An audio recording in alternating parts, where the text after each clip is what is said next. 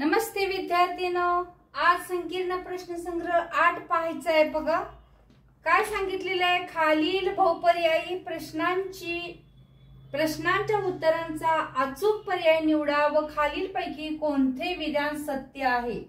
बघा, आपलं आधी सूत्र शिकलोय आपण, काय sin थीटा बरोबर cos 90 वजा थीटा, म्हणून हे बरोबर आहे। sin 90 ची किंमत आपण कसं काढतो बघा, किती सोपं आहे, लिहित बसायचं नाही, 0 1 बघा, अंक कसं मांडतो आपण, 0 1 2 3 4 0 1 2 3 4 असा अंक मांडतो। इथं काय येणार, 0, इथं 30 अंश, इथं 45 अंश, इथं 60 अंश आणि इथं 90 अंश।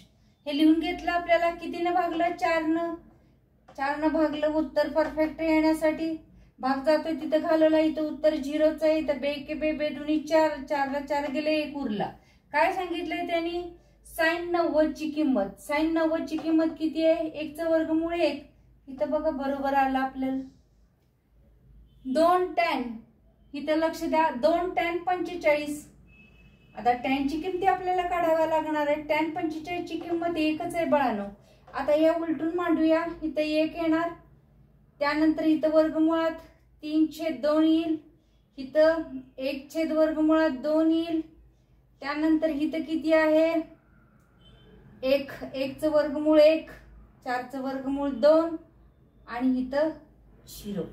बघा आता काय सांगितलंय, 2 tan 45, tan 45 ची किंमत किती असणार आहे माहितीये का, 1 असते। tan 45 ची किंमत नेहमी लक्षात ठेवा, tan 45 ची किंमत किती असते, 1। मग tan 45 बरोबर 1 म्हणजे 2 गुणिले 1, पटकन उत्तर कसं काढतो बघा आपण, 2 गुणिले 1 अधिक cos 45 ची किंमत किती आहे, 1/वर्गमुळात 2 मायनस sin 45 ची किंमत किती आहे, हीच आहे 1/वर्गमुळात 2, कारण याच्यावरूनच हे तयार केले, 1/वर्गमुळात 2, हे प्लस मायनस गेले, उत्तर किती आलं, 2 1 2 म्हणजे हे उत्तर आलं।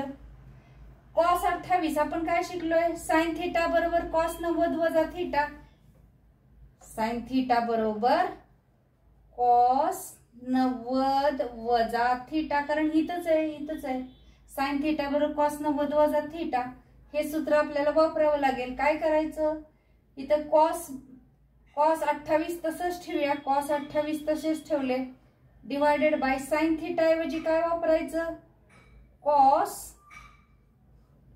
90 वजा, इथं काय दिलेलं आहे 62 अंश, 90 वजा 62, कारण इथं थीटाची किंमत भरायची, मग बरोबर इथं cos 28, याची पण किंमत किती येते, 90 मधून 62 गेले 28 येते, मग cos 28 याची किंमत किती आली, 1।